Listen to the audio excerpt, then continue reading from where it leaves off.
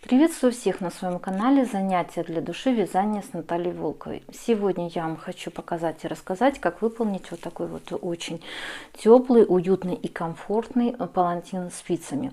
От себя могу сказать, что этот палантин, он несложно вяжется. То есть у меня сравнительно недавно на моем канале вышло также видео МК другого палантина. То есть он выполнен полностью практически из пряжи пушистой с добавлением другой пряжи. Фото я вам покажу этого палантина. Бесплатный видео МК вы сможете посмотреть на моем канале. Так вот, тот палантин, он, конечно же, был намного более, я бы так сказала, сложнее в работе. Плюс он такой более объемный, более теплый, наверное, в какой-то степени. Поэтому я решила подготовить видео МК вот на такой вот палантин с несложным абсолютно узором, сразу могу сказать. То есть узор этот в длину состоит буквально из 8 рядов, из которых вот буквально один ряд он вяжется с какими-то усложнениями. Все остальные ряды, они вяжутся очень легко и просто. Значит, также я в данном видео вам хочу еще сказать дополнительную интересную информацию, но это я чуть-чуть скажу попозже. Значит, что я хотела бы рассказать про этот палантин. То есть выполнен он из полушерсти. В составе идет мериносовая шерсть и акрил. Это основное вот это вот полотно. Значит, поэтому, так как в составе мериносовая шерсть, палантинчик получился очень мягкий, уютный, я бы так сказала, и комфортный. Значит, в длину он у меня получился 155 сантиметров и в ширину где-то 41-42 сантиметра.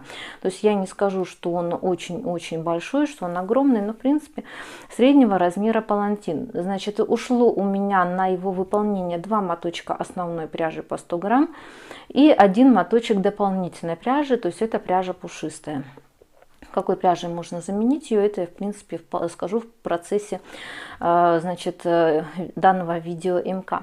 Теперь, что я хотела бы сказать, какую интересную информацию я вам обещала сказать. Очень давно я думала, и вот, наверное, все-таки пришло время, я хочу провести розыгрыш на своем канале. Разыгрываться именно в этом розыгрыше будет полный комплект пряжи вот для выполнения этого палантина. Точно в такой же расцветке это будет, но от себя хочу сказать, что если на этот палантин у меня ушло 2 моточка основной пряжи, то значит разыгрываться будет 3 моточка основной пряжи вот этой вот голубой. Специально я сделала ее чуть побольше, этой пряжи положу в розыгрыш, чтобы вы при желании могли сделать палантин чуть-чуть побольше. Вдруг захотите обвязать крючочком его или, например, захотите дополнить его кисточками, этот палантин. Поэтому я решила положить 3 моточка пряжи, чтобы вы могли при желании связать палантин чуть побольше. Также в розыгрыше будет участвовать другая фурнитура, разные полезности для вязания. Значит, от себя хочу сказать, что этот розыгрыш будет абсолютно бесплатный для победителя. То есть я не буду предлагать покупать какие-либо билетики и тому подобное. То есть этого ничего не будет. То есть розыгрыш для победителя, приз будет абсолютно бесплатный. Мало того, хочу сказать, что по России доставка будет за мой счет. То есть даже за доставку вам оплачивать победителю не нужно будет. Только за пределы России, мало ли, если вдруг будет победитель, то там необходимо будет оплачивать доставку самостоятельно. То есть это вот то, что я хотела сказать вам интересную информацию, поэтому обязательно подписываемся на канал, чтобы не пропустить ее, и я так думаю, что этот розыгрыш он будет буквально в ближайшие несколько дней. То есть вот такой вот, значит, палантинчик я вам предлагаю сегодня показать, как я буду его вязать. Если вам понравится, вы его также сможете выполнить. Итак, начинаем. Итак, для работы вам понадобится пряжа, вот основная у меня это пряжа Азалия Троицкой фабрики. У меня ушло ровно 2 моточка именно на палантин такого размера, как я вам сказала. От второго моточка у меня остался буквально вот такой вот очень маленький моточек пряжи. Поэтому, если вы мало ли вдруг захотите немножко удлинить этот палантин, сделать его подлиннее или пошире, или, например, дополнить его кисточками, то не забываем, что тогда вам понадобится еще один дополнительный моточек пряжи Азалия, то есть третий. То есть я с этой пряжей много работала, у меня есть разные работы, фото их я вам покажу, как она смотрится в изделии. Также, значит, кто с ней не работал, то я вам скажу, это, как я уже сказала, пряжа Троицкой фабрики, наша отечественная. Значит, 100 грамм 270 метров, 40% мериносовая шерсть, 60% акрил. То есть пряжа с таким интересным украшением. То есть в данной ситуации это у меня цвет называется мулине. Номер цвета 5010. Опять же, от себя хочу сказать, что именно эта пряжа, она выпускается также в однотонной расцветке. То есть мало ли, если вдруг кому-то не нравится вот именно вот такое украшение, то есть вы можете себе подобрать цвет однотонный. Опять же, если мало ли вдруг вы не найдете именно такую пряжу, то есть вы можете подобрать у себя в магазинах альтернативное что-либо. Единственное, что где-то вот примерно вот в таком вот диапазоне метраж, чтобы был на 100 грамм, то есть как альтернативу могу порекомендовать Super Lana Classic. Значит, это пряжа фирмы Alize, то есть она идет примерно с таким же метражом на 100 грамм. Единственное, что там немножко поменьше шерсти в составе. То есть это как вариант, вы можете эту пряжу взять. То есть еще раз повторяю, 2 моточка пряжи у меня именно на мой размер палантина пошло. Далее вам понадобится пряжа, на моей ситуации это пряжа пушистая фирмы Назар, то есть это разновидность пряжи травка. Единственное, что она более такая с длинным ворсом. Значит, кто не работал с ней, это я вам могу сказать, значит, как я сказала уже, фирма Назар, 100% полиэстер, 100 грамм 90 метров. Значит, сразу могу сказать, что такую пряжу вы, возможно, можете не найти у себя в магазинах. Если вдруг кому-то понадобится именно вот прям такая пряжа, то я оставлю ссылочку в описании к данному видео, где вы сможете приобрести именно пряжу пушистая. Но мало ли вдруг вы можете эту пряжу заменить любой другой травкой или классической, или опять же с более длинным ворсом, если вы найдете. То есть можно подобрать что-то альтернативное. Значит, у меня на этот палантин ушел ровно один моточек, но при этом у меня остался вот такой вот моточек пряжи. Это остался он, поэтому если вы мало ли вдруг будете удлинять палантин третьим мотком основной вот этой пряжи, то вот именно дополнительно этой вот пряжи, травки или там вот как у меня пряжа пушистая, вам хватит вполне одного мотка. То есть дополнительно моточек брать на него не надо. Опять же, если, например, вы захотите сделать более широкие вот полосы вот из этой вот пряжи пушистой, то есть я в палантине вязала по 2 ряда этой пряжей, но так как вот у меня остался такой приличный моточек пряжи, я так думаю, что можно будет вместо 2 рядов вот именно пряжи пушистой вязать по 4 ряда, если мало ли вдруг кому-то захочется немножечко сделать пошире вот эти вот полосы из пряжи пушистые. То есть это вот что касается пряжи. Также вам понадобится спицы. В моей ситуации это спицы номер 4,5. У меня это круговые спицы на 80 сантиметров, но в данной ситуации это будет не принципиально, поэтому если у вас есть обычные прямые спицы номер 4,5, то есть вы можете взять их и на них вязать. То есть это вот основное, что вам понадобится. Также при желании вы можете пришить бирочку handmade ручная работа, но это уже чисто на ваше усмотрение. Итак, начинаем. Итак, я провязала предварительно немножко полотно для того, чтобы вам более наглядно можно было показать, каким образом оно у меня будет выглядеть. То есть вот таким вот образом оно у меня выглядит. Если вы обратили внимание, то начинается полотно с пряжи основного цвета, то есть вот это у меня голубая азалия. По ширине у меня получился данный палантин, но опять же это еще пока не постиранный вариант, а только немножко отпаренный, то есть в пределах где-то 45 сантиметров предварительно. я бы так сказала. То есть всего я буду использовать 4 раппорта этого узора. То есть у меня даже получается здесь где-то 46, около 46 сантиметров. То есть это получается, что один узор у меня где-то в пределах 11,5 сантиметров. То есть 46 всего ширина и 4 узора. Мало ли, вдруг, если вы захотите уменьшить или наоборот увеличить по ширине этот палантин, сделать его более широким, то есть, чтобы вы имели в виду, насколько у вас он увеличится, если, например, добавить еще один раппорт узора. То есть один раппорт узора это в среднем 11 сантиметров по ширине он получается. Итак, для начала работы мне необходимо набрать на спице номер 4,5, то есть, как я уже говорила, 85 петель, из которых, значит, раппорт одного узора он состоит из 20 петель, плюс одну петельку я добавила в начале работы, вот здесь вот добавила, и 2 петельки добавила, это для симметрии у меня в конце работы. То есть всего я добавила 3 петельки плюс 2 это кромочные петли, то есть у меня получилось всего 85 петель, из которых 80 петель это именно основной узор, и остальные 5 петелек это я их распределю для симметрии, плюс из них 2 кромочные петли.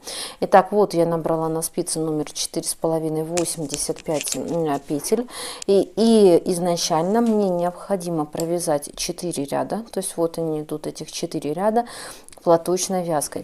То есть платочная вязка это, если вдруг кто-то не знает, это когда в лицевом и в изнаночном ряду вы провязываете только одни лицевые петли. То есть вот я беру и вот таким вот образом я провязываю лицевые петли до конца ряда. То есть это у меня первый ряд узора. То есть вот таким вот образом у меня это выглядит, обычные лицевые петли до конца ряда. Итак, вот я провязала первый ряд, все петельки лицевые, то есть выглядит он у меня вот таким вот образом. Далее я вяжу следующий, второй ряд четный. Также я буду провязывать все петли лицевые, то есть до конца ряда. Вот таким вот образом я провязываю все петли лицевые. Вот так вот у меня получается. Итак, вот я провязала второй ряд, то есть вот он у меня выглядит вот таким вот образом с изнаночной стороны, и вот таким вот образом выглядит все с лицевой стороны. Далее я вяжу следующие 2 ряда, то есть это у меня получается 3-й и 4-й ряд, точно так же, как я провязывала первых 2 ряда.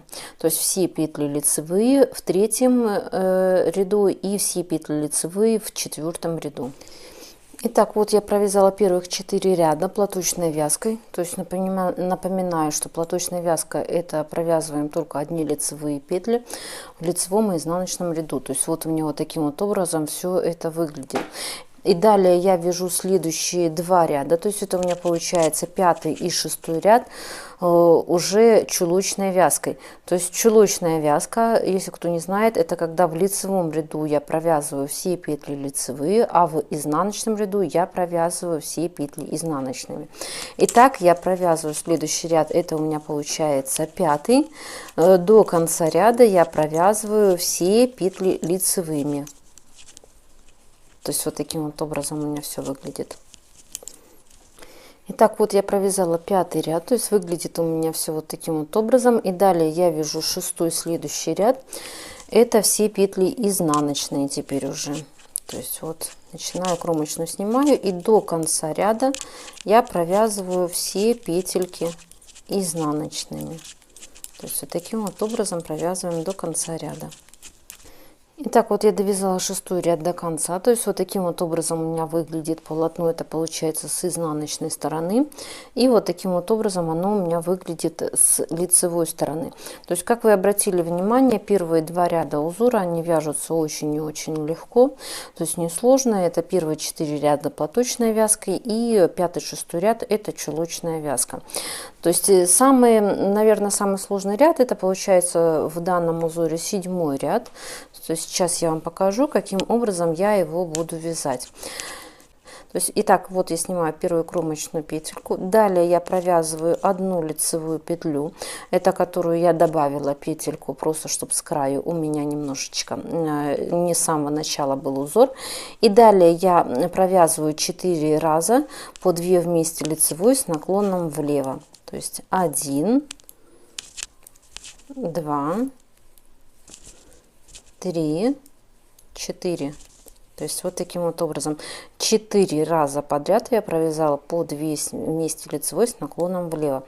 Далее я провязываю 7 раз подряд накиды, между ними по одной лицевой петле. То есть таким вот образом 1 накид, лицевая, накид, лицевая, накид, лицевая, накид, лицевая. То есть всего в общей сложности мне должно быть 7 накидов. 1, 2, 3, 4. 5 лицевая, 6 лицевая и 7. После 7 накида я лицевую петлю уже не провязываю. Пересчитываем на всякий случай, чтобы все было правильно. 2, 3, 4, 5, 6, 7. Вот 7 накид я сделала.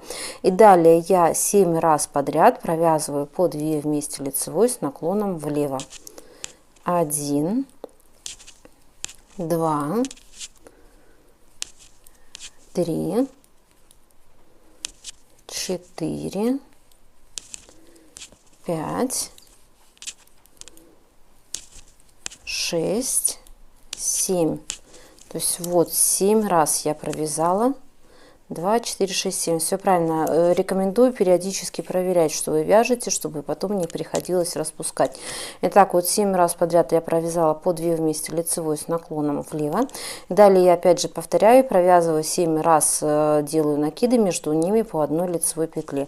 То есть 1 лицевая, 2 лицевая, 3 лицевая, 4 лицевая, 5 лицевая, 6 лицевая, 7. То есть вот я сделала 7 раз накиды. Перепроверяю. 1, 2. Так, 1, 2, 3, 4, 5, 6, 7. Все правильно. Далее я опять же провязываю 7 раз по 2 вместе лицевой с наклоном влево. То есть 1, 2, 3, 4, 5, 6, 7. Перепроверяем.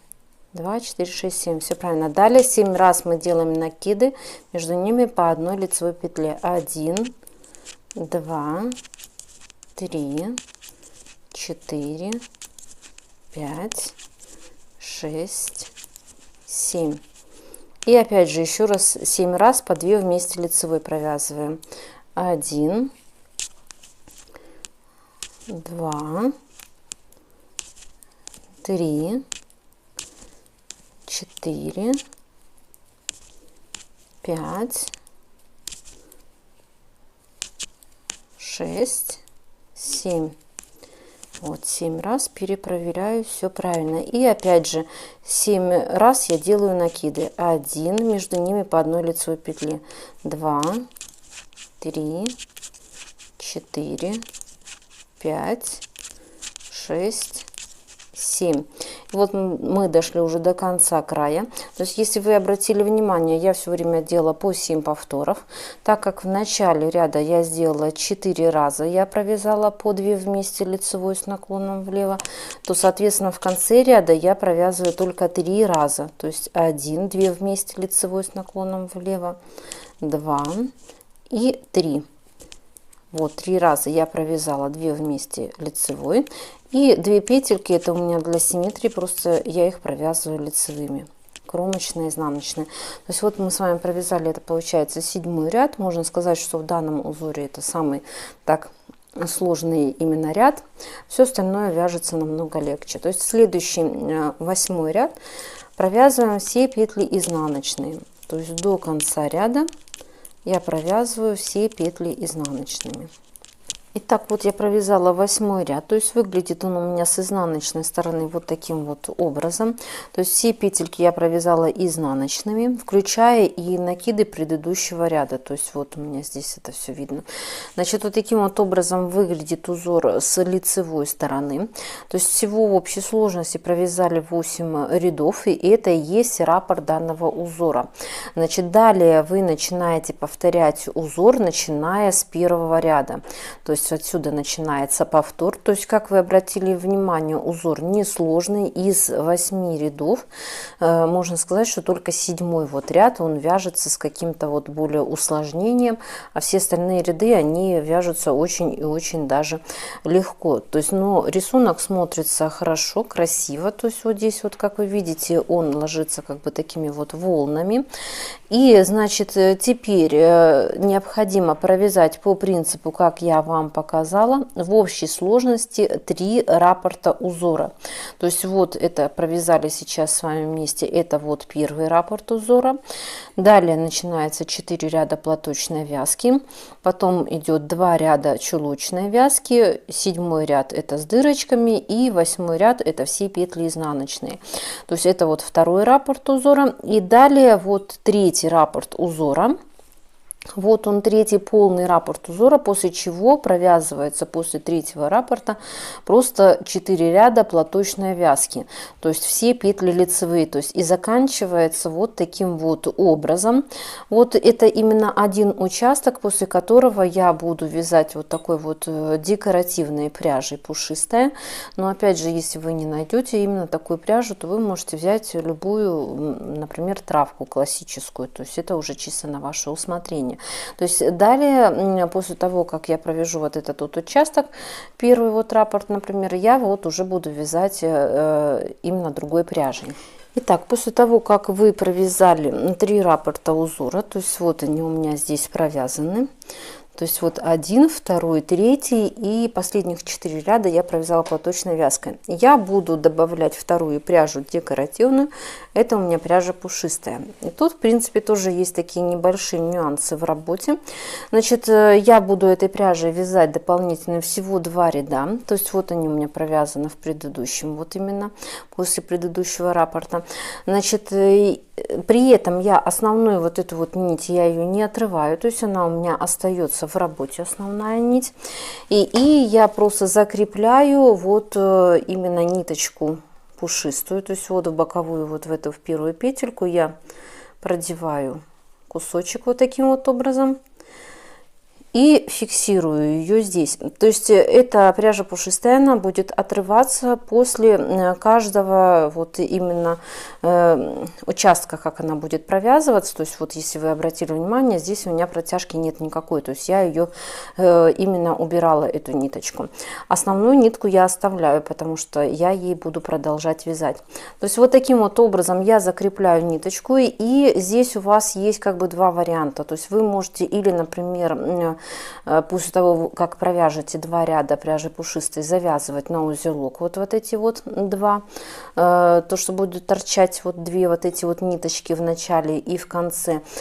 Я же делаю немножко по-другому. Опять же, какой способ выберете вы, это уже чисто на ваше усмотрение. Я делаю следующим образом. Я сразу вот этот вот участок, вот он, начальную ниточку, я ее ввязываю в полотно. Специально для того, чтобы потом не делать никаких узелков. То есть вот я снимаю первую петельку кромочную и далее начинаю вязать все петли лицевые, вот до конца ряда, провязывая сразу 2 нитки, то есть вот ввязывая сразу 2 нити в начале ряда. То есть вот таким вот образом, вот я их провязала, как бы ниточка вторая закончилась, она там осталась. И далее я просто начинаю вязать все петли лицевые до конца ряда одной ниточкой, вот таким вот образом. То есть вот у меня получилось, да, здесь небольшое как бы присутствует утолщение, но опять же его тут в принципе будет не видно после того, как вы вычешете. То есть вот оно здесь вычешено, именно вычесанный вот этот участок. То есть он не бросается в глаза. И честно могу сказать, вот эти вот, если просто завязывать на узлы, то есть оно может выглядеть даже хуже потом, потому что эти узлы, они видны, вот именно их видно, вот эти узлы. Итак, я просто провязываю все петли лицевые до конца ряда. И следующий изнаночный ряд я провязываю все петли изнаночные. То есть у меня получается, что я вот этой вот пряжей пушистой провязываю 4 ряда чулочной вязкой. Итак, вот я провязала 2 ряда пряжи пушистой. Первый ряд, еще раз повторяю, это все петельки лицевые. Следующий изнаночный ряд, все петли изнаночные. То есть вот у меня выглядит вот таким вот образом. После чего я эту ниточку обрезаю. Обрезаю, опять же, не совсем маленький кончик, а чуть-чуть побольше, потому что этот участок ниточки я также буду ввязывать, чтобы у меня здесь не было узлов.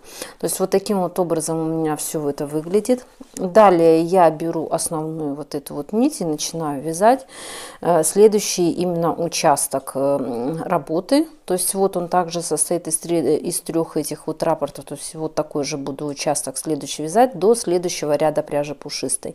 То есть начинается он у меня, этот участок, опять же, с первого ряда. То есть это вот, как я показывала, это получается у меня 4 ряда платочной вязкой. То есть я беру вот эту вот ниточку, которую я не отрезала. Беру сразу вместе пряжу пушистую, потому что я, как уже сказала, я ее буду ввязывать в полотно. Вот сразу беру 2 ниточки и начинаю вязать следующим образом. Кромочную я сняла. И просто все петли лицевые, так как по рисунку у меня до конца ряда идут все петли лицевые, я провязываю вот таким вот образом вместе с пряжей пушистой. Вот она закончилась. И далее я начинаю вязать просто одной ниточкой. Но опять же, вот такой вот вариант вязания, чтобы не было узлов и убирания ниточек, он подходит только для пряжи вот именно пушистая травка. То есть вот этого участка его потом практически не будет видно. То есть если вы будете вязать с обычной классической пряжей, все-таки вот такой вот вариант он у вас не подойдет. То есть далее я вяжу, получается, до конца ряда все петли лицевые, и далее уже по рисунку у меня все это будет вязаться. То есть вот таким вот образом у меня все это выглядит. И если вы обратили внимание, есть очень существенная разница между вот здесь вот пряжа пушистая, как она выглядит, и вот она выглядит вот здесь вот каким образом. А так она выглядит, потому что она не вычесана. Очень важно, именно очень хорошо вычесать вот этот вот участок, 2 этих ряда. Для чего я беру, у меня это обычная расческа для животных, но вы можете, в принципе, взять массажку и очень-очень аккуратно, чтобы не зацепить вот крайние вот эти вот крайнее полотно. То есть я начинаю как бы вот таким вот образом вычесывать вот только вот этих 2 ряда. Но опять же повторяюсь, очень-очень это делать нужно аккуратно, потому что если вы зацепите вот крайние вот эти вот ряды с другой пряжей, может уже не так хорошо и красиво смотреться. От того, насколько вы хорошо вычешете вот эту вот пряжу пушистую, зависеть будет также и конечный внешний вид вашего этого палантина. То есть вот здесь вот у меня получается это то, что провязывалась ниточка, как я вам показывала. В принципе, этого не будет видно возле именно ворсистой вот этой вот пряжи. То есть вот таким вот образом я аккуратненько все это вычесываю. То есть вычесываю весь ряд. То есть вот видите, разница, она уже как бы видна. То есть только после того, как вы вычешете вот эту вот пряжу пушистую, только после этого я рекомендую отпаривать полотно. То есть ни в коем случае не надо отпаривать вот это вот основное полотно. То есть это у меня не отпаренный вариант. Но, тем не менее, его нельзя отпаривать, пока вы не вычешете пряжу пушистую, потому что вы весь этот ворс запарите вот в неправильном, некрасивом вот в таком вот виде. И потом уже, если вы вначале отпарите, а потом уже будете только вычесывать, будет смотреться некрасиво. То есть вначале, получается, вы вычесываете вот эту вот пряжу пушистую, потом отпаривайте, но опять же отпаривать необходимо, чтобы у вас, например, ворс вот он лежал в одном направлении. То есть вот здесь вот у меня уже в самом начале работы это уже вот отпаренный вариант. Вот я вычесала вначале пряжу пушистую и потом уже вот так вот ровненько все сделала и отпарила. То есть вот получается полотно вот таким вот образом. То есть это, наверное, основные моменты, какие я вам хотела рассказать. Далее я буду уже довязывать этот палантин за кадром. То есть вязать буду по точно такому же принципу. То есть через каждых 3 раппорта узора я буду пускать 2 ряда вот дополнительной вот этой вот пряжи.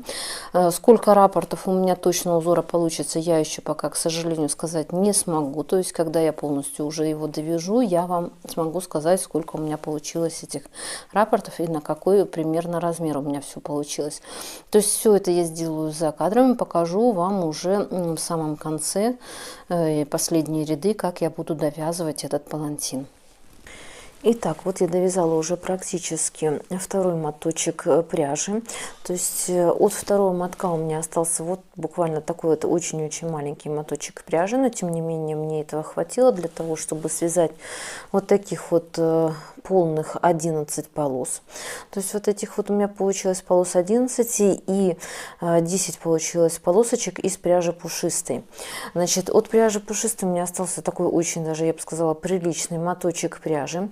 Поэтому я так думаю, что если вы захотите вдруг сделать вот эти вот полосочки чуть-чуть пошире при желании, то вполне вы можете связать по 4 ряда вот именно пряжи пушистой, и вам вот этой вот пряжи будет достаточно, потому что у меня, можно сказать, прилично так осталось этой пряжи. То есть далее единственное, что мне остается в этом палантине, это вычесать вот эти вот остаточные полосочки, то есть несколько штук у меня еще пока не вычесаны. После того, как я вычешу вот эти вот все полосы, я обязательно отпарю это полотно. И уже потом, как отпарю, я еще плюс дополнительно намочу вот это вот полотно, так как у меня есть подозрение, что может немножко подтянуться вот изделие. Поэтому я его постираю. Обязательно не забываем, что необходимо убрать все торчащие ниточки, которые остались. Кстати, вот закончила я данный палантин вот таким вот образом.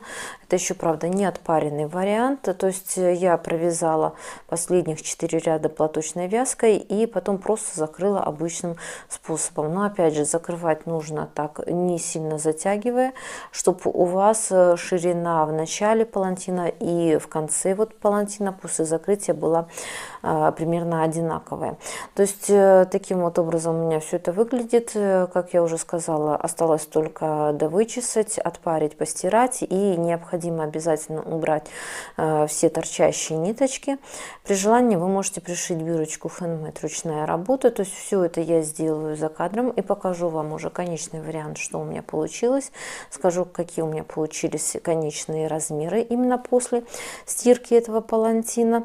Так что все это сделаю за кадром и покажу вам, что у меня получилось. Итак, вот я уже доделала полностью данный палантин. То есть, как я уже сказала, я вычесала полностью пряжу пушистая, отпарила этот палантин, постирала, как я и подозревала. Палантин, он после стирки немножко подвытянулся. То есть в конечном варианте он у меня получился в ширину 41 сантиметр и в длину 155 сантиметров. То есть средний палантин. Не скажу, что он прям очень большой и огромный, но в принципе нормальный, хороший палантинчик. Значит, плюс я дополнила, пришила сюда бирочку handmade ручная работа, но это опять же украшение изделия, это чисто на ваше усмотрение. Палантин мне понравился, он мягкий, комфортный, очень теплый за счет того, что у него в содержании в пряже идет 40% мериносовая шерсть. Плюс, я бы так сказала, что он несложно абсолютно вяжется. Также не забываем, что, как я уже в начале видео говорила, в ближайшее время у меня на канале будет проходить розыгрыш полного комплекта комплекта пряжи для выполнения именно такого палантина в точно такой же расцветке. Единственное, что в розыгрыше будет не 2 моточка основной пряжи, а 3 моточка пряжи основной, это пряжа Азалия.